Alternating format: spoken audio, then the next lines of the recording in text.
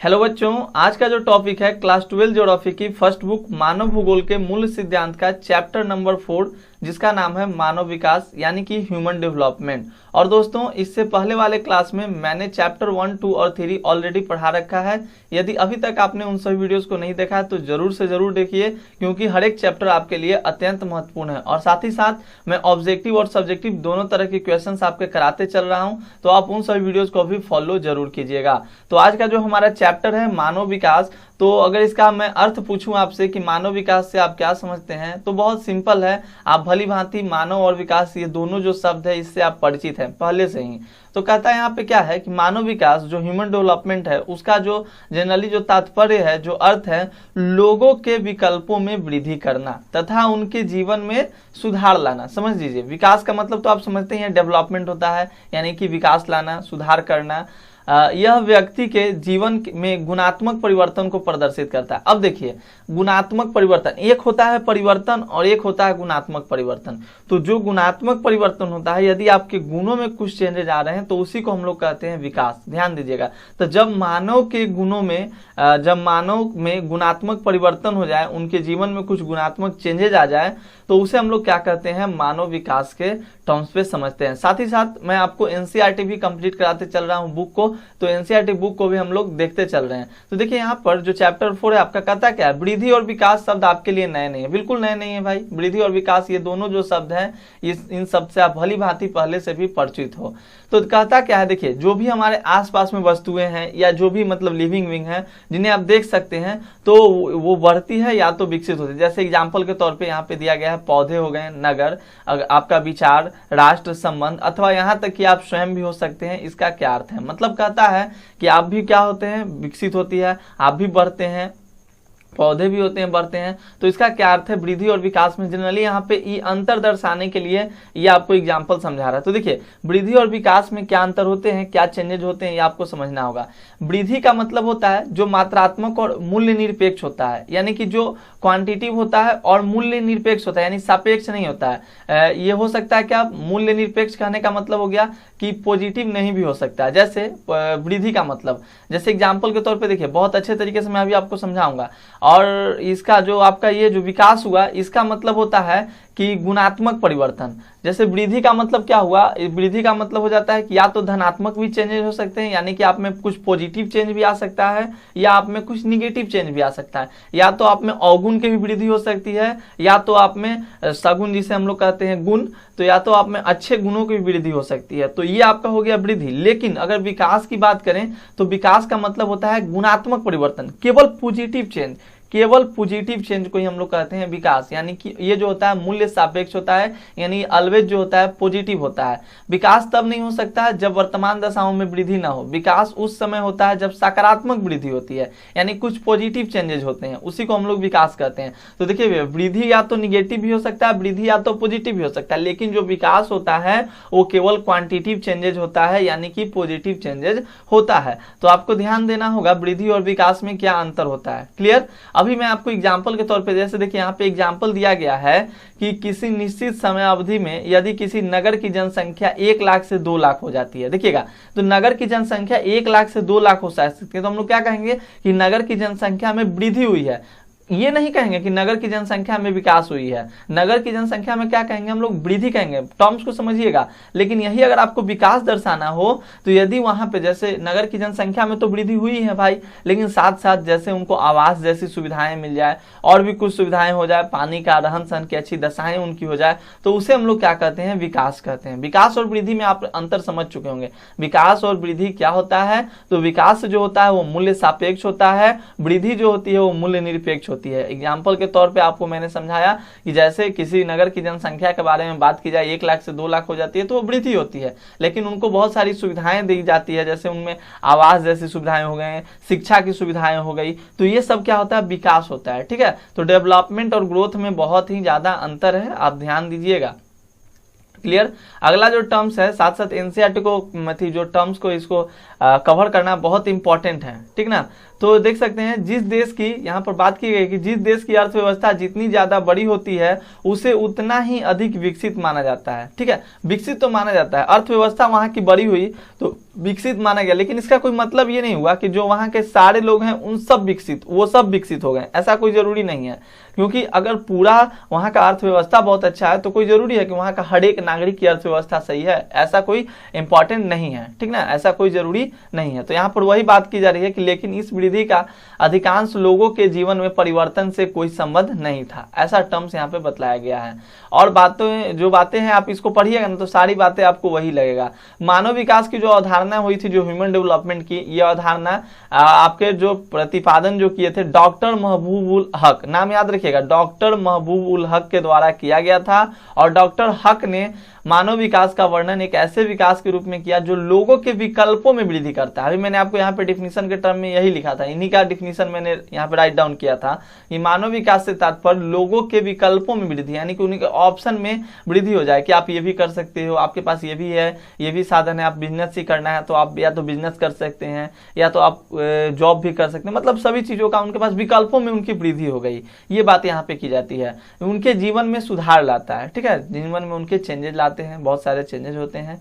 तो इस अवधारणा जो हुआ, इस अवधारणा में सभी प्रकार के विकास का केंद्र बिंदु मनुष्य होता है। और सार्थक जीवन, ये जो टर्म्स है आप ये समझ चुके हैं, मानव विकास की जो अवधारणा हुई डॉक्टर महबूब उल हक द्वारा दिया गया था। और महबूब उल हक ने बताया कि विकास का वर्णन एक ऐसे विकास के रूप में किया जो लोगों के विकल्पों में वृद्धि करता है। ठीक है, तो लोगों के ऑप्शंस में क्या करता है, ग्रोथ करता है, वृद्धि करता है, उसी को कहा गया मानव विकास। अब बात आई यहाँ पे सार्थक जीवन क्या है। तो सार्थक जीवन केवल दीर्घ नहीं होता है, जीवन का कोई उद्देश्य होना भी आवश्यक है। इसका अर्थ है कि लोग स्वस्थ हों, अपने विवेक और बुद्धि का विकास कर सकते हों, वे समाज में प्रतिभागिता करें और अपने उद्देश्यों को पूरा करने में स्वतंत्र हो, उसे हम लोग कहते हैं सार्थक जीवन। जैसे देखिए यहाँ पे बहुत ही अच्छा बुक, आपके बुक ने एक बहुत ही अच्छा यहाँ पे डायग्राम यानी कि पिक बताया। देखिए इनमें से कौन सा जीवन सार्थक है आपको डिसाइड करना है। जैसे देखिए इनसे बात की जा रही है, आपको शायद क्लियर ना दिखे तो थोड़ा सा आप पिक्सल को बढ़ा लीजिए, क्वालिटी को बढ़ा लीजिए। अब से 1 वर्ष बाद आप अपने आप को कहाँ देखेंगे, इनसे पूछा जा रहा है। तो ये कह रहे हैं मृत अथवा कारावास में, ये कह रहे हैं। ठीक है, और इनका कहना है, इनसे अगर पूछा जाए यही बात है कि अब से 1 वर्ष बाद आप अपने आप को कहाँ देखेंगे, तो ये जो डॉक्टर हैं वो कह रही हैं कि मुझे आशा है कि मैं कैंसर से रोग मुक्ति का एक सस्ता और अधिक प्रभावशाली इलाज ढूंढ पाऊंगी। तो अब आप बताइए कि इनमें से कौन सा हुआ सार्थक जीवन हुआ। तो वो ऑब्वियस सी बात है ना कि सार्थक जीवन ये इनका जो डॉक्टर वाली हुआ।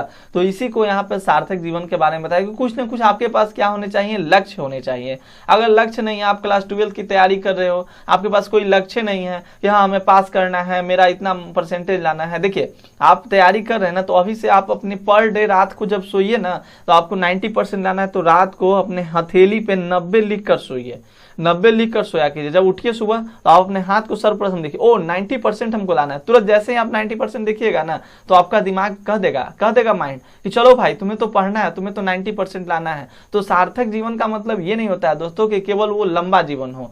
सार्थक जीवन का मतलब होता है कि आपके पास उद्देश्य होने चाहिए, आपका जो स्वास्थ्य है वो भी स्वस्थ होना चाहिए, आपकी बुद्धि और विवेक का विकास होना चाहिए। तो ये सारे टर्म्स आपके सार्थक जीवन में आते हैं। क्लियर है, समझ में आया होगा सभी को। और जहां कहीं भी दिक्कत हो आप बेझिझक बिना डरे हुए आप हमें कमेंट सेक्शन में जरूर बताया कीजिए। ठीक है, यहाँ पर बात की जा रही है, क्या आप जानते हैं डॉक्टर महबूब उल हक बारे में इनकी बात की जा रही है। तो इसको आप खुद से पढ़िए कि डॉक्टर महबूब उल हक के बारे में क्या कहा गया। तो देखिए डॉक्टर महबूब उल हक और प्रो अमर्त्य सेन, एक कहाँ के, तो एक पाकिस्तान के और एक कहाँ, एक भारत के, एक घनिष्ठ मित्र थे। डॉक्टर हक के नेतृत्व में दोनों आरंभिक मानव विकास प्रतिवेदन निकालने के लिए कार्य किया गया था।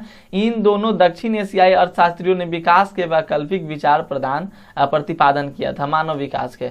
देखिए यहाँ पर कहा गया है कि अंतर्दृष्टि और करुणा से ओतप्रोत पाकिस्तानी अर्थशास्त्री डॉक्टर महबूब उल हक कहाँ के थे, पाकिस्तान के, मैंने अभी आपको बताया, और प्रो अमर्त्य सेन अपने देश भारत के। तो मानव विकास सूचकांक निर्मित किया कब, तो 1990 ईस्वी में। ये भी टर्म्स आपसे पूछा जाता है।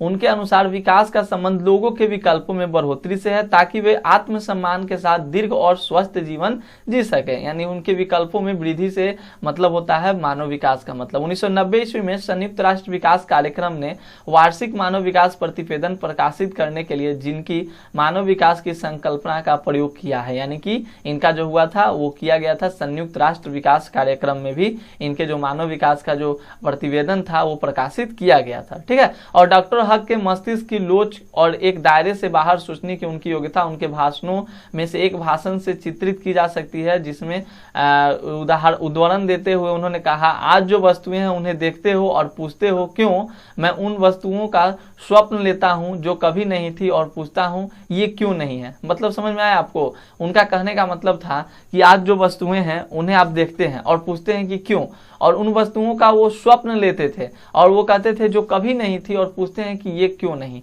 तो ये सारे टर्म्स से इनको नोबेल पुरस्कार भी, अमर्त्य सेन को भी नोबेल पुरस्कार मिला।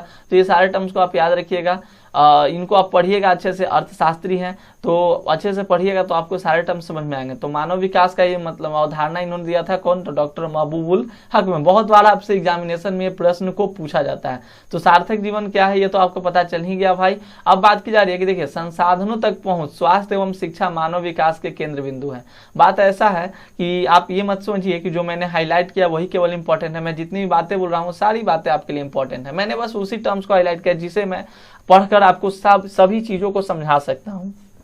आप ये मत समझो कि मैंने लाइन बाय लाइन नहीं पढ़ा, इसका मतलब यह है कि मैंने बहुत सारे टर्म्स को छोड़ा। कुछ भी नहीं छूट रहा है आपको, मैं सारी बातें आपको समझाते जा रहा हूं। संसाधनों तक पहुंच, स्वास्थ्य एवं शिक्षा मानव विकास के केंद्र बिंदु है। ठीक है, संसाधनों तक पहुंच, स्वास्थ्य एवं शिक्षा मानव विकास के केंद्र बिंदु है, यानी कि सेंट्रल जो आपका पॉइंट है वही है। अब कहता है देखिए उदाहरण के तौर पे यही बात की जा रही है कि मान लीजिए किसी के पास संसाधन पहुंचेगा ही नहीं। देखिए यहाँ पे पॉइंट क्या गया? संसाधनों तक पहुंच, स्वास्थ्य एवं शिक्षा मानव विकास का केंद्र बिंदु है। मानव विकास कब करेगा भाई? जब आपके पास या तो स्वास्थ्य हो, शिक्षा रहे। तो स्वास्थ्य और शिक्षा ये सब आपके पास संसाधनों की भी पहुंच होनी चाहिए तभी ना। अब जैसे मान लीजिए कोई लड़का है उसको शिक्षा दिया ही नहीं गया तो वो विकास कर पाएगा जीवन में? नौकरी कर सकता है क्या? नहीं कर सकता। एक एग्जाम्पल देखिए ना, कितना अच्छा एग्जाम्पल यहाँ पे दिया गया है। कहा गया है कि एक अशिक्षित बच्चा डॉक्टर बनने का विकल्प नहीं चुन सकता। बिल्कुल नहीं चुन सकता, क्योंकि जब वो अशिक्षित रह गया वहीं से उसके लिए स्टॉपेज हो गया कि अब तुम डॉक्टर कभी नहीं बन सकते हो भाई, अब तुम डॉक्टर कभी नहीं बन सकते हो। तो एक अशिक्षित जो बच्चा होता है डॉक्टर बनने का विकल्प कभी नहीं चुन सकता है, क्योंकि उसका विकल्प शिक्षा के अभाव में सीमित हो गया है। इसी प्रकार जो निर्धन लोग होते हैं वो भी अपनी बीमारी का जो उपचार होता है उपचार नहीं करा सकते हैं, अच्छे हॉस्पिटल में भी उपचार नहीं करा सकते हैं, तो उनके पास संसाधनों का अभाव हो जाता है। तो अगर संसाधन का अभाव हो जाएगा, शिक्षा का अभाव हो जाएगा, तो पैसे का अभाव हो जाएगा, इन सभी चीजों का अभाव हो जाएगा, तो जनरल सी बात है कि आप में विकास देखने को नहीं मिलेगा। तो कहता है कि संसाधनों तक पहुंच, स्वास्थ्य एवं शिक्षा मानव विकास के जो है वो केंद्र बिंदु है। तो प्रश्न पूछा जाएगा मानव विकास के केंद्र बिंदु क्या है? तो याद रखिएगा संसाधनों तक पहुंच, स्वास्थ्य एवं शिक्षा जो है मानव विकास के केंद्र बिंदु हैं। अब देखिए यहाँ पर बहुत ही अच्छी बात एक टर्म्स आई है दोस्त, इसको आप समझिएगा कि मानव विकास के 4 स्तंभ के बारे में बात किया गया है।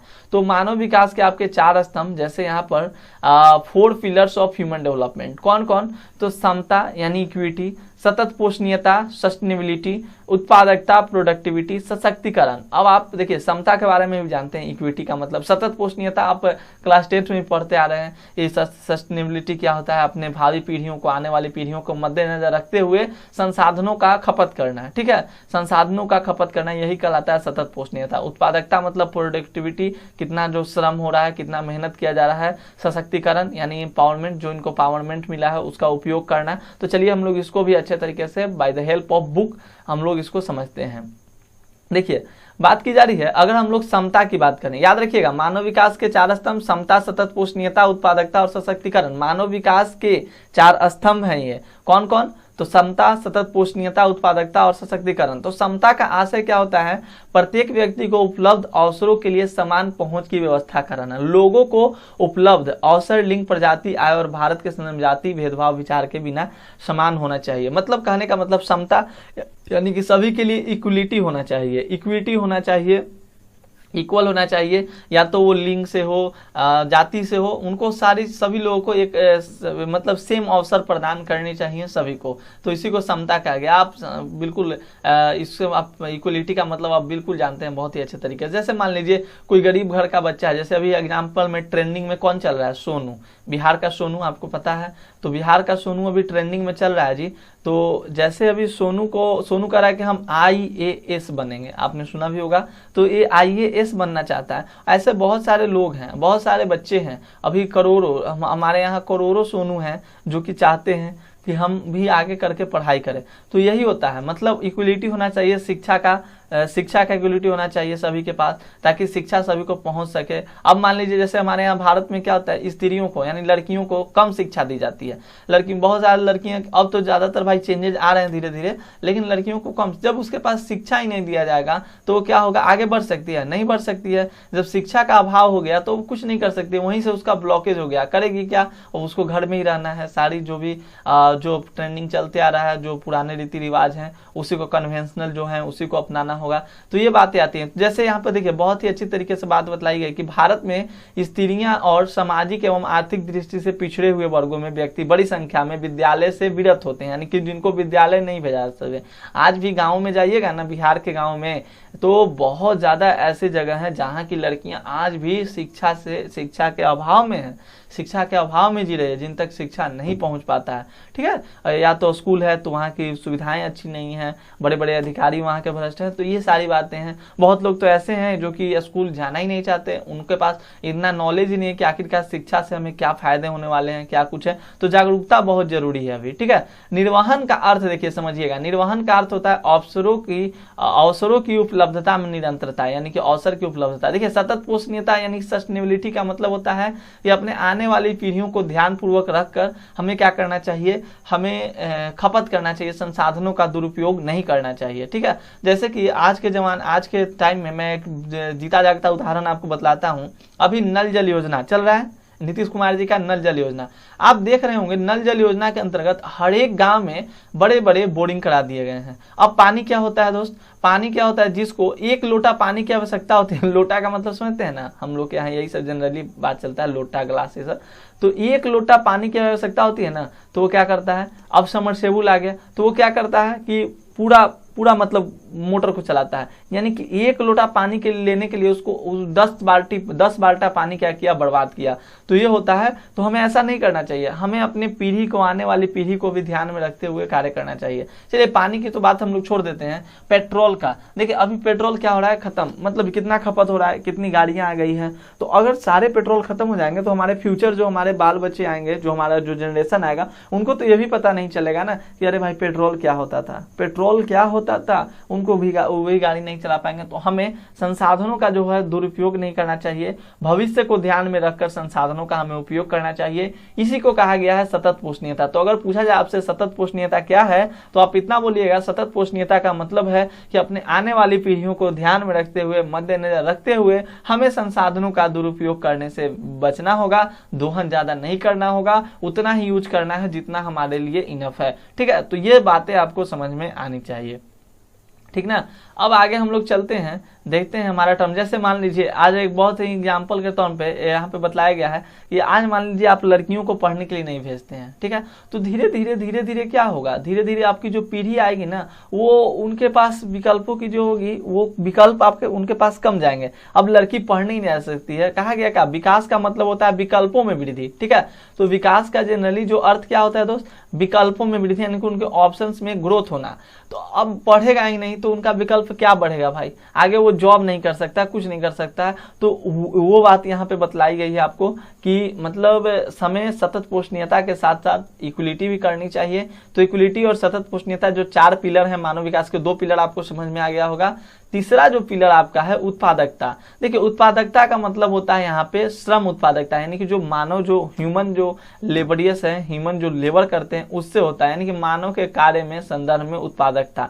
लोगों में क्षमताओं का निर्माण करना, उत्पादकता में निरंतर वृद्धि की जानी चाहिए। अंततः जन समुदाय ही राष्ट्रों के वास्तविक धन होते हैं। आपने पढ़ा भी है चैप्टर 3 में कि जो यहाँ के लोग होते हैं, चैप्टर 2 में आपने पढ़ा था ना कि जो लोग होते हैं किसी भी देश के निवासी ही उसके वास्तविक धन होते हैं। जनरल सी बात बात है। तो उनके उत्पादकता में हमें वृद्धि करनी चाहिए, यानी कि रोजगार के साधन उनको देना चाहिए, उनको रोजगार के साधन होने चाहिए, उनके पास बेहतर चिकित्साएं सुविधाएं होनी चाहिए, बेहतर शिक्षा के सुविधा होने चाहिए। तो ये सारी बातें उनके जो अगर ये सारी चीजें उनके पास रहेगी ना तो उनका कार्य क्षमता भी बढ़ेगा, और कार्य क्षमता बढ़ेगा तो उत्पादकता भी बढ़ेगी। तो ये बात आप समझिए। सशक्तिकरण यानी इंपावरमेंट, तो सशक्तिकरण अपने विकल्प को चुनने के लिए शक्ति प्रदान करना है, यानी कि उनको स्वतंत्रता का अधिकार होना। और पता है स्वतंत्रता से क्षमता का मतलब आती है, अगर स्वतंत्रता रहे, अगर शक्ति आपकी बढ़ जाएगी तो आपके पास स्वतंत्रता भी आ जाएगी और आपकी क्षमता भी आती है। तो ऐसी शक्ति बढ़ती हुई स्वतंत्रता और क्षमता से आती है। लोगों को सशक्त करने के लिए सुशासन एवं लोकोन्मुखी नीतियों की आवश्यकता होती है। सामाजिक एवं आर्थिक दृष्टि से पिछड़े हुए समूहों को सशक्तिकरण का विशेष महत्व है। तो याद रखिएगा एम्पावरमेंट यानी सशक्तिकरण क्या होता है। बाकी आगे जो है टर्म्स सारे टर्म्स इंपॉर्टेंट हैं। जैसे एक बात की जा रही है कि अपने पड़ोस के में सब्जी बेचने वाली से बात कीजिए और पता लगाइए कि क्या वो विद्यालय गई थी, क्या वो विद्यालय से विरत हुई थी, तो आपको पता चलेगा वो सब्जी बेच रही है। तो जनरल सी बात है, अब पटना की चाय वाली ही तो सब लोग नहीं ना हो जाएगा जी कि पढ़ लिख कर चाय बेचेगी। जो पढ़ लिख लिया वो जनरल सी बात है ना, कोई अच्छा सा बिजनेस करना चाहेगा। और यही तो यहाँ का हमारे समाज में, जैसे देखिए आज एक लड़की क्या कर रही है, पढ़ लिख कर चाय बेच रही है, तो उसका पूरा यहाँ पे मतलब लोग बड़ाई कितना कर रहे हैं कि हाँ वो क्या हो रही है, आत्मनिर्भर हो रही है। और यही एक लड़का पढ़ लिख कर चाय बेचने लगे ना तो बेरोजगार कहलाने लगता है। तो होता है टर्म्स, हमारे समाज में ये सारी बातें चलती हैं। तो आखिरकार यहाँ पे बात की जा रही है कि अपने पड़ोस में सब्जी बेचने वाली से बात कीजिए, आप पता लगेगा क्या वो विद्यालय गई थी। तो आपको ज्यादातर जो आंसर्स मिलेंगे ना वो मिलेंगे कि नहीं वो विद्यालय नहीं गई थी, उनके माता पिता ने उन्हें नहीं पढ़ाया। और था भाई पहले जो था कहा जाता है ना धीरे धीरे विकास हो रहा है। देखिए आज तो अपने देश को आजाद हुए अभी ज्यादा साल नहीं हुआ, अभी तो 100 साल भी सही से नहीं हुआ, फिर भी हम लोग इतना डेवलप कर गए हैं आज। तो ये हमारे लिए गर्व की बात है, हम लोगों के लिए बहुत ही अच्छी बात है कि हम लोग बहुत ज्यादा डेवलप कर गए। अभी तो अपना भारत बन ही रहा है, अभी देख रहे हैं आप लोग रोडों का निर्माण, सड़कों का निर्माण हो रहा है, सड़कें निर्माण हो रही है। तो अभी तो अपना भारत एक तरह से कैसे होता है कि पीढ़ी को हम लोग सुधारते हैं तो ऐसे सुधर रहा है, अभी डेवलपमेंट शुरू हुआ है। हम लोग अभी विकासशील है, अभी विकसित नहीं हुए हैं। अभी हम लोगों को तो गुलाम आजाद हुए भी 100 साल नहीं हुए, तो अपना देश गुलाम थे तो अभी 100 साल भी नहीं हुए। तो फिर भी इतना हम लोगों में हुआ बढ़ोतरी, और इसी को आगे हम लोगों को क्या करना चाहिए, अपने आप को विकास करना चाहिए। लिंग का भेदभाव नहीं करना चाहिए, जाति का भेदभाव नहीं करना चाहिए, और अपने आप को आगे बढ़ाने के लिए मानव के विकास के और हमें अग्रसर होना चाहिए। ये हमारे लिए अत्यंत महत्वपूर्ण है। मानव विकास का मापन है, समझिएगा मानव विकास के बारे में हम लोग इस चैप्टर में पढ़ रहे हैं, ह्यूमन डेवलपमेंट के बारे में। और मैंने आपको बताया था कि मानव विकास का मतलब होता है लोगों के विकल्पों में वृद्धि करना, यानी कि जब उनके ऑप्शन, लोगों में ऑप्शंस का जो विकल्प हो जाए वो वृद्धि हो जाए, तो उनके जीवन में सुधार आ जाए, तो उसी को हम लोग कहते हैं मानव का विकास होना। लोगों के जीवन में सुधार, उनके जीवन में गुणात्मक परिवर्तन, ये सारी चीजें हमें देखने के लिए जिसमें मिलती है तो मानव का हम लोग समझते हैं कि विकास हो रहा है, यानी कि ह्यूमन का डेवलपमेंट होता है। और मैंने मानव विकास के 4 स्तंभ के बारे में भी आपको बताया, समता के बारे में, सतत पोषणीयता, उत्पादकता और सशक्तिकरण। तो याद रखिएगा 4 पिलर्स हैं आपके, 4 पिलर्स हैं। जिस तरह से किसी घर का पिलर होता है ना, उसका कहते हैं क्या मतलब बेस जो होता है उस पर टिका होता है, उसी तरह से मानव विकास के भी 4 स्तंभ है आपके, the 4 pillars of human development. मैंने आपको पिछले क्लास में इसके बारे में अच्छे से बताया है, तो जो भी स्टूडेंट्स अभी तक उस वीडियो को नहीं देखें आप जरूर देखिएगा। तो मानव विकास सूचकांक का हम लोग मानव विकास का मापन पढ़ रहे हैं। तो देखिए मानव विकास का जो मापन होता है दोस्त, वो किसी भी देश का, किसी भी क्षेत्र का जो होता है वो हम लोग उसके स्वास्थ्य के, वहाँ के स्वास्थ्य के आधार पर, शिक्षा के आधार पर और संसाधन, ये सभी जो क्षेत्र होते हैं उसके आधार पर हम लोग किसी भी देश का जो मानव विकास होता है वो सूचकांक हम लोग तैयार करते हैं। तो मानव विकास सूचकांक जो होता है वो स्वास्थ्य, शिक्षा और संसाधनों तक पहुंच जैसे प्रमुख क्षेत्रों में निष्पादन के आधार पर देशों का क्रम तैयार किया जाता है। यानी कि रैंक जो कंट्री का होता है, वो जो किसी भी देश का अगर ह्यूमन का डेवलपमेंट हम लोग को वहाँ का क्या करना है, मेजर करना है, मापना है, तो किसी भी देश का मतलब जो रैंक होता है वो किस पे बेस्ड होता है, तो वहाँ का जो परफॉर्मेंस होता है, जैसे कि जो स्वास्थ्य का जो हो गया, वहाँ के जो भी क्षेत्र हैं उसके क्षेत्र में, उस देश के क्षेत्र में, पूरे क्षेत्र में क्या स्वास्थ्य की स्थिति है, कैसा एजुकेशन है, रिसोर्सेज कैसे हैं, तो इन सभी पे वो डिपेंड करता है मानव विकास यानी कि ह्यूमन का डेवलपमेंट। और इन्हीं के आधार पे देश को क्या देता है, क्रम दिया जाता है। और जो मानव विकास का क्रम होता है 0 से 1 तक का होता है, ठीक है। तो 0 से 1 का बीच होता है। अब देखिए मैं आपको बताता हूँ, सबसे विकसित कौन होगा, 0 तो समझते हैं भाई 0 होगा, जो 0 के निकट होगा वो क्या होगा, वो विकसित नहीं होगा, लेकिन जो जैसे ही जो 1 के करीब जाएगा वो ज्यादा विकसित होगा। तो ये आपको ध्यान देना होगा। तो कहता है कि यह क्रम 0 से 1 के बीच स्कोर पर आधारित होता है, जो एक देश मानव विकास के महत्वपूर्ण सूचक में अपने रिकॉर्ड से प्राप्त करता है। जैसे किसी भी देश का, अभी मैं यहाँ पे आपको कुछ डाटा दिखाऊंगा जिसमें आपको देखने के लिए मिलेगा। जैसे यहाँ पे देखिए कुछ डाटा है कि 0.800 से ऊपर है, 0.701 से ऊपर है। तो ये सारे डाटा जब आप देखिएगा तो आपको अच्छे से समझ में आएगा। तो यहाँ पे बतलाया जाएगा आपको कि किस तरह से कैसे हम लोग किसी देश का जो होता है वो मानव विकास हम लोग निर्धारित करते हैं, निकालते हैं। तो ये कैसे निकाला जाता है, ये वहाँ के शिक्षा हो गया, स्वास्थ्य हो गया, जो भी संसाधन तक लोगों की पहुंच है, उसके आधार पर देशों का जो होता है एक सीरीज तैयार किया जाता है और उनको कैटेगरी वाइज बांटा जाता है उनके, और इसका स्कोर दिया जाता है उनको। और स्कोर का माप कितना होता है, 0 से 1 के बीच का होता है। तो याद रखिएगा। अब कहता क्या है कि देखिए जीवन प्रत्याशा का मतलब आप लोग समझते हैं लाइफ एक्सपेक्टेंसी। लाइफ एक्सपेक्टेंसी जीवन प्रत्याशा के बारे में मैंने आपको पिछले जो चैप्टर 2 था उसमें मैंने आपको शायद बतलाया था, शायद क्या मैंने बिल्कुल बतलाया है कि मानव की जो औसत आयु होती है जिस पर उसकी मृत्यु होती है, शिशु मृत्यु दर में परिवर्तन के साथ ही अभी बदलती है, उसी को हम लोग कहते हैं जीवन प्रत्याशा। यहाँ पर आप समझ सकते हैं कहता क्या है कि स्वास्थ्य का मूल्यांकन करने के लिए चुना गया एक सूचक जन्म के समय जीवन प्रत्याशा है। उच्चतर जीवन प्रत्याशा का अर्थ होता है मतलब लाइफ एक्सपेक्टेंसी ज्यादा होगा। इसका मतलब क्या होगा, इसका मतलब ये होगा कि लोगों के पास अधिक यानी कि दीर्घ जीवन है, अधिक स्वस्थ है और वो ज्यादा दिन जी रहे हैं, उनके पास जीने का अवसर ज्यादा है। तो इसके आधार पर भी हम लोग जीवन प्रत्याशा के आधार पर भी हम लोग क्या करते हैं, स्वास्थ्य का मूल्यांकन करते हैं और स्वास्थ्य के मूल्यांकन से हम लोग मानव के विकास का मूल्यांकन करते हैं यानी कि मेजरमेंट करते हैं। अब प्रौढ़ साक्षरता मतलब वही अडल्ट लिटरेसी।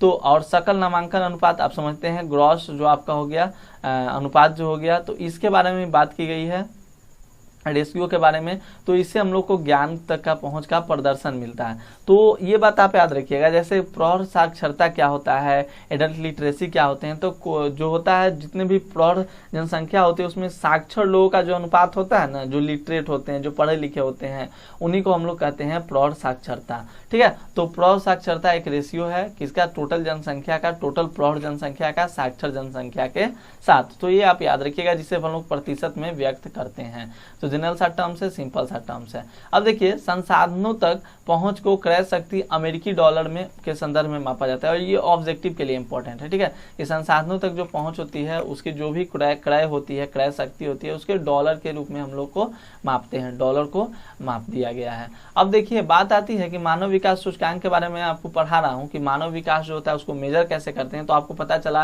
कि HDI यानी कि मानव विकास सूचकांक होता है जो कि मानव के विकास का मापन करता है। तो भैया ये मापन कैसे करता है, तो आपको पता चला कि स्वास्थ्य और शिक्षा और संसाधनों के आधार पर यह मापन करता है, किसी भी देश को ये रैंक देता है।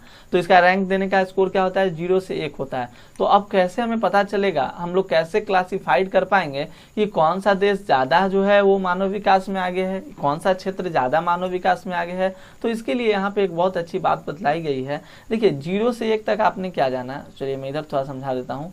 जैसे यहाँ पे जगह थोड़ा बचा हुआ है तो समझ लीजिए। यहाँ पे जैसे 0 से 1 तक आपने सीखा क्या कि ये मानव विकास का मापक है।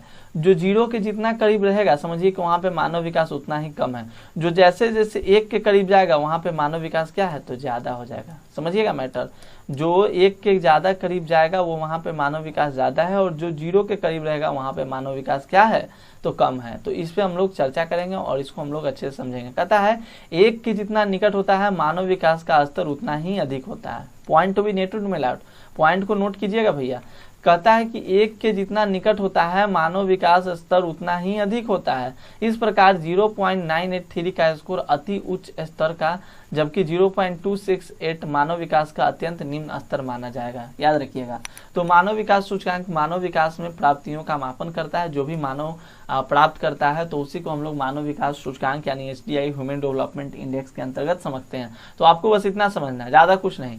इतना समझिए कि मानव विकास सूचकांक, मानव विकास का मापन कैसे करते हैं। तो मानव विकास का जो मापन होता है वो मानव विकास सूचकांक द्वारा उनके स्वास्थ्य, शिक्षा और संसाधनों तक पहुंच जैसे प्रमुख क्षेत्रों के आधार पर किया जाता है और एक क्रम तैयार किया जाता है। क्रम तैयार करने की कैसे कैसे स्थिति है। तो क्रम तैयार करने का जो यहाँ पे आपको बताया गया कि क्रम किस प्रकार से तैयार किया 0 से 1 के बीच में, और कैसे उसको रैंकिंग दी जाती है, ये सारी बात बताई गई। जहाँ का स्वास्थ्य, शिक्षा और संसाधनों तक पहुंच ज़्यादा अच्छा है उसको 1 के करीब माना जाएगा। तो इस तरह से मानव विकास सूचकांक का क्या होता है, आपका मापन किया जाता है। क्लियर रहेगा? क्लियर बिल्कुल रहेगा। अब देखिए कुछ टर्म्स आपके जैसे हैं कि मानव गरीब सूचकांक, मानव विकास सूचकांक। तो इसमें सिंपल सा बात है कि मानव गरीबी सूचकांक है, यानी कि ये गरीबी को बतलाएगा। और देखिए ये जो आपका टॉपिक है आय उपागम के बारे में मैंने पिछले क्लास में अच्छे से बताया आपको। इसमें जनरली क्या होता है, ये मानव विकास का सबसे पुराना उपागम है। आय के स्तर पे हम लोग देखते हैं कि जिसका आय का स्तर ऊंचा होता है वहाँ पे मानव विकास का भी स्तर क्या होता है, तो ऊंचा होता है। अगर बात कर लें कल्याण उपागम के बारे में, तो इसमें कल्याण लोगों के पास क्या होनी चाहिए, उनके पास ये शक्ति होनी चाहिए, लोगों को शिक्षा का कल्याण होना चाहिए, स्वास्थ्य होना चाहिए, सामाजिक सुरक्षा होनी चाहिए, सुख साधनों का उच्चतर साधन होना चाहिए। तो ये सारी बातें इसमें की गई थी। हम लोगों ने कल्याण उपागम किया था। आधारभूत आवश्यकता उपागम, जिसमें हम लोगों मेन 6 जो होता है हमारा, सबसे कम से कम 6 हमारा आधारभूत आवश्यकता होता है। क्या क्या? तो पहला तो भैया स्वास्थ्य हो गया, शिक्षा हो गया, याद रखिएगा स्वास्थ्य, शिक्षा, भोजन और पानी की आपूर्ति। पानी अगर नहीं रहेगा तो कैसे होगा, स्वच्छता भी चाहिए और रहने के लिए घर चाहिए। रोटी कपड़ा मकान तो 3 आप लोग जानते हैं, लेकिन और भी बातें हैं जैसे कि पानी भी चाहिए हम लोग को, स्वच्छ वातावरण चाहिए, स्वच्छ आवास चाहिए। मतलब ये आपको याद रखना है आधारभूत आवश्यकता। क्षमता उपागम आपको पता है, जैसे लेबर के बारे में मैंने बताया था कि उनके लेबर को हम लोग को बढ़ाना चाहिए, उनकी क्षमता को, उनकी कैपेसिटी को बढ़ानी चाहिए। अब देखिए हम लोग बात कर लें यहाँ पर एक बहुत ही इंपॉर्टेंट, इसको थोड़ा सा ध्यान दीजिएगा। ये तो बतलाया गया यहाँ पे, इसको समझिएगा कि सड़कों की लंबाई है, अस्पतालों की संख्या, सकल घरेलू उत्पाद, सकल राष्ट्रीय उत्पाद, संतुष्टि, रोजगार, प्रसन्नता, स्वास्थ्य। इससे हम लोग ह्यूमन डेवलपमेंट का क्या करते हैं, मेजरमेंट करते हैं। अब देखिए एक बात यहाँ पे बहुत अच्छी बतलाई गई है, इससे बहुत ज़्यादा प्रश्न पूछा था, इसको VVI लीजिएगा। 1990 ईस्वी से प्रतिवर्ष संयुक्त राष्ट्र विकास कार्यक्रम UNDP मानव विकास प्रतिवेदन प्रकाशित कर रहा है। ठीक है, UNDP United Nation Development Programme, यानी कि संयुक्त राष्ट्र विकास कार्यक्रम मानव विकास प्रतिवेदन प्रकाशित कर रहा है। यह प्रतिवेदन मानव विकास का स्तर के अनुसार सभी सदस्य देशों की कोटि क्रमानुसार सूची उपलब्ध कराता है। मानव विकास सूचकांक और गरीबी सूचकांक UNDP यानी कि यूनाइटेड नेशन डेवलपमेंट प्रोग्राम, देखिए ऑब्जेक्टिव में ये सारे टर्म्स पूछे जाते हैं, द्वारा प्रयुक्त मानव विकास मापन के 2 महत्वपूर्ण सूचकांक है। तो याद रखिएगा 1990 से प्रतिवर्ष संयुक्त राष्ट्र विकास संघ जो है वो UNDP यानी कि मानव विकास सूचकांक को क्या करता है, प्रकाशित करता है। जैसे आपके बुक में थोड़ा सा ये डिले वाला दिखाया गया होगा, तो हम लोग उसको देखेंगे। बात आती है तो ये सारे टर्म्स हम लोग याद रखेंगे। अब यहाँ पर एक मैंने टर्म्स पढ़ा था, क्या अभी हम लोगों ने पढ़ा था कि मानव गरीबी सूचकांक, तो ये गरीबी को जनरली क्या करता है, डिनोट करता है, यह मानव विकास की कमी को मापता है। अब देखिए किसी प्रदेश का जो भी मानव विकास है, ऐसा कोई जरूरी नहीं है कि अगर कोई देश मतलब देश में अच्छे संसाधन है, सारी चीज़ अच्छी हैं, तो वहाँ के लोगों का विकास भी ज़्यादा अच्छा होगा। क्योंकि आपने पिछले क्लास में पढ़ा था, जैसे एक बात यहाँ पे कही गई है कि किसी प्रदेश के किसी प्रदेश के मानव विकास की कमी दर्शाने के लिए 40 वर्ष की आयु तक जीवित न रह पाने की संभाव्यता, प्रौढ़ निरक्षरता, मतलब जो भी है उसका अपोजिट हो गया। हम लोगों ने वहाँ पर क्या पढ़ा, हम लोगों ने पढ़ा कि लोगों का जो होता है हेल्थ, एजुकेशन और उनकी कितना वो रिसोर्स को एक्सेस कर पा रहे हैं, उसके आधार पर हम लोग मानव विकास का मापन करते हैं। और मानव गरीब सूचकांक वही हो गया, मतलब उनमें कमी हो जाएगी, उसको हम लोग करेंगे। तो ये छोटा सा टर्म्स है, ये आपके लिए थोड़ा समझने वाला टर्म्स है, इंपॉर्टेंट भी रहेगा आपके लिए। अब देखिए भूटान में क्या है, हमारे यहाँ GNH, हमारे यहाँ जैसे कि सकल राष्ट्रीय प्रसन्नता यानी कि ग्रॉस नेशनल हैप्पीनेस।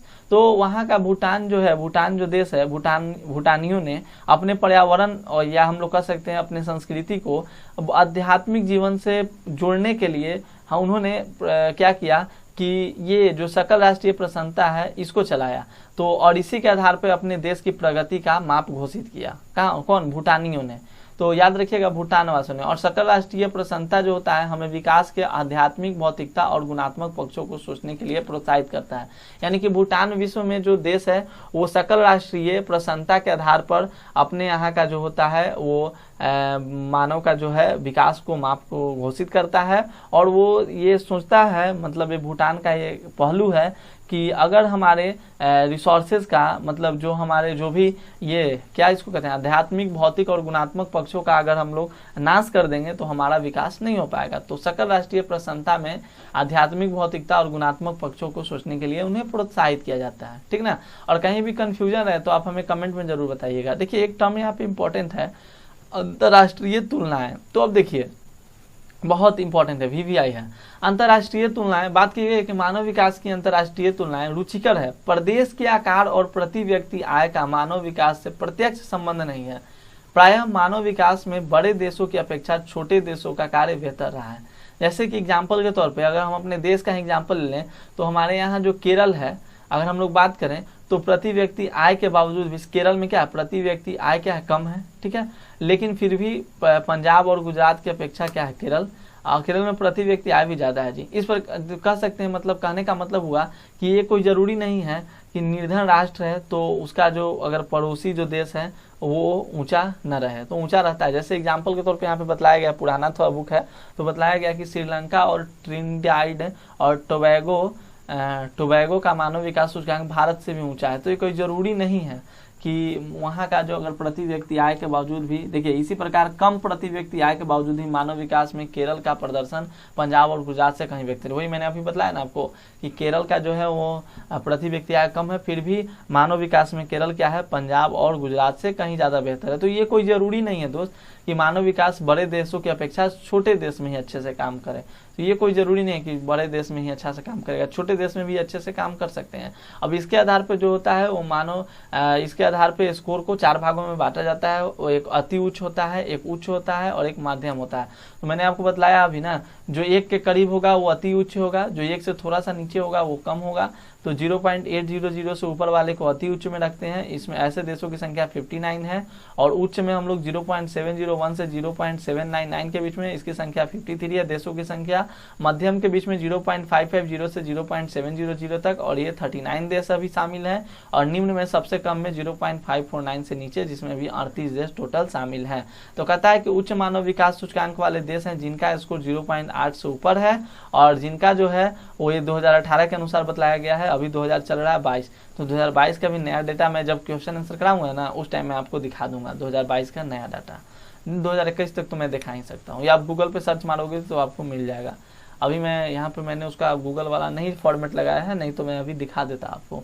अब कहता है कि सबसे ज़्यादा पूरे विश्व में सबसे ज़्यादा नॉर्वे का मानव विकास सूचकांक जो है सबसे आगे है, यानी कि नॉर्वे का जो होगा वो 1 के समीप है। उसके बाद सेकेंड नंबर पे Switzerland, Australia, Ireland, Germany, Iceland, Hong Kong, Sweden, Singapore, Netherland. तो याद रखिएगा उच्च मानव विकास सूचकांक में टोटल कितने देश हैं, 59 देश। तो इस सारे टर्म्स को आपको थोड़ा थोड़ा माइंड में ध्यान रखना है। अब बात आती है कि मानव विकास के मध्यम स्तरों वाले देशों का वर्ग विशालतम है। मध्यम मानव विकास वर्ग कुल 39 देश हैं। इनमें से अधिकांश देशों का विकास द्वितीय विश्व युद्ध के बाद की अवधि में हुआ। इस वर्ग के कुछ देश पूर्वकालिक उपनिवेश थे, जबकि अन्य अनेक देशों का विकास 1990 ईस्वी में तत्कालीन सोवियत संघ के विघटन के पश्चात हुआ। यानी कह रहा है कि जब बहुत सारे देश उपनिवेश थे यानी गुलाम थे, उस समय भी उनका मानव का विकास होना शुरू हुआ। अभी मानव विकास में उच्चतम में कितने स्कोर हैं, ये सारे आपको टर्म्स याद रखने हैं, कितने देश शामिल हैं, तो ये सब बात को याद रखिएगा। और जो निम्न स्तर होता है तो निम्न स्तर वाले देशों की संख्या अभी टोटल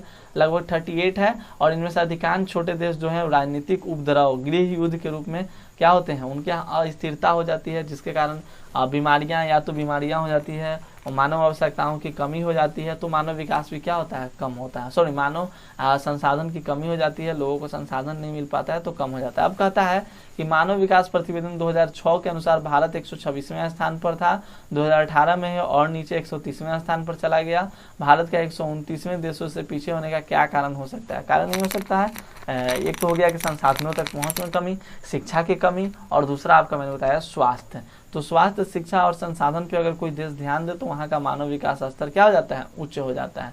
तो याद रखिएगा, लोग मानव विकास के निम्न स्तरों के लिए लोगों की संस्कृति को दोष देते हैं। उदाहरणार्थ क देश में मानव विकास इसलिए कम हुआ क्योंकि उसके लोग ख धर्म का अनुसरण करते हैं।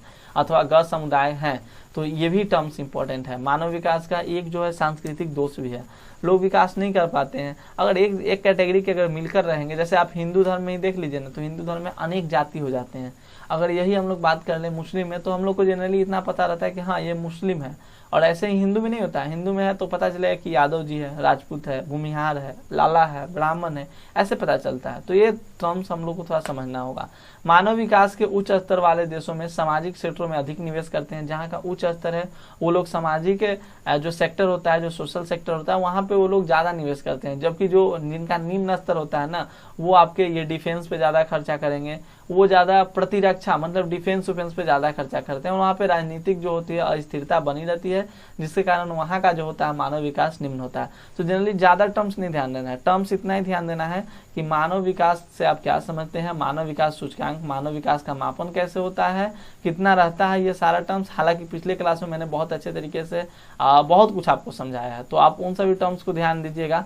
अगले क्लास में हम लोग इसका क्वेश्चन आंसर करेंगे, और आपके लिए वर्क आज का यही है कि आपको जो जो प्रश्न बनता है बना लीजिएगा। अगले क्लास में मैं सारे प्रश्नों को मिला दूंगा, मतलब कि सारे प्रश्नों को अच्छे तरीके से कंप्लीट करा दूंगा। जैसे हम लोग कुछ देखते हैं, देखिए निम्नलिखित में कौन सा विकास का सर्वोत्तम वर्णन करता है। तो सर्वोत्तम वर्णन कौन करता है, विकास का सबसे ज्यादा जो सर्वोत्तम वर्णन जो है वो आपका कौन करता है। देखिए ऑप्शन है आकार में वृद्धि, दूसरा है गुण में धनात्मक परिवर्तन, तीसरा है आकार में स्थिरता, और यहाँ पे मैंने टिक लगा दिया तो बच्चे सोचेंगे कि सही है, ऑप्शन सही है। चलिए देखिए निम्नलिखित में कौन सा विकास का सर्वोत्तम वर्णन करता है। तो ऑप्शन ये है कि आकार में वृद्धि, गुण में धनात्मक परिवर्तन, आकार में स्थिरता और गुण में साधारण परिवर्तन। तो आपको पता है विकास का मतलब होता है गुण में धनात्मक परिवर्तन, तो ऑप्शन भी टिक आउट हो गया। मानव विकास की अवधारणा निम्नलिखित में से किस विद्वान ने प्रस्तुत की। तो आपको पता है डॉक्टर महबूब उल हक। तो याद रखिए बहुत ही इंपॉर्टेंट है, ये सब मैंने आपको बतलाया, तो आप इसे बना सकते हैं अच्छे से। देखिए कुछ प्रश्न क्या, मानव विकास शब्द से क्या अभिप्राय है। तो मानव विकास से तात्पर्य लोगों के विकल्पों में वृद्धि करना है तथा उनके जीवन में सुधार लाना है, यह व्यक्ति के जीवन के गुणात्मक परिवर्तन को प्रदर्शित करता है। ये सारी बातों को लिखिए। मानव विकास के 4 प्रमुख घटकों के नाम आपको लिखना है। तो 4 प्रमुख घटकों के नाम बतलाइए। मानव विकास सूचकांक के आधार पर देशों का वर्गीकरण किस प्रकार किया जाता है, कैसे कैसे भी मैंने आपको बताया। 0 से लेकर 1 तक कैसे वर्गीकरण किया जाता है, किस आधार पर किया जाता है, शिक्षा के आधार पर, स्वास्थ्य के आधार पर, और अप्रोचेस यानी कि रिसोर्स को कितना वो लोग क्या कर सकते हैं, एक्सेस कर पाते हैं, रिसोर्स तक कितना पहुंच पाते हैं, कोई भी संसाधन तक, तो उसके आधार पर किया जाता है। और कैसे देशों का वर्गीकरण किया जाता है, इसको भी आपको बतलाना है कि देश का वर्गीकरण उनके यहाँ के शिक्षा, स्वास्थ्य और रिसोर्सेज के आधार पर, संसाधन के आधार पर किए जाते हैं। कैसे इसका माप होता है, 0 से 1 तक होता है। अगर हम लोग 1 के जितना नज़दीक होगा उतना ज़्यादा वो क्या होगा, ज़्यादा मानव, वहाँ पे मानव का विकास ज़्यादा रहेगा। जितना 0 के नज़दीक होगा वहाँ पे मानव विकास कम होगा। तो इन सभी बातों को आपको क्या करना है, बतलाना है। तो आप अच्छे से बतला सकते हैं। प्रश्न हालांकि इजी है, और मैंने जितना पढ़ाया ना, अगर आपको प्रश्न आंसर बन जाता है, क्वेश्चन आंसर, तो समझिए कि आपका पढ़ा हुआ सफल हुआ। तो उम्मीद करता हूँ आप ये सब सारे एक्सरसाइज को कर पाओगे, कर लीजिएगा। इंपॉर्टेंट है, प्रश्न आपके बनते ही हैं। जितना मैं कर रहा हूँ उतना करते जाइए। और हाँ, चैनल पर नहीं होंगे सब्सक्राइब कर लीजिएगा, वीडियो को लाइक कर दीजिएगा। मिलते हैं अगले क्लास में, और अगर समझ में ना आया तो नीचे कमेंट सेक्शन में बताइएगा। तब तक के लिए धन्यवाद। जय हिंद, जय भारत।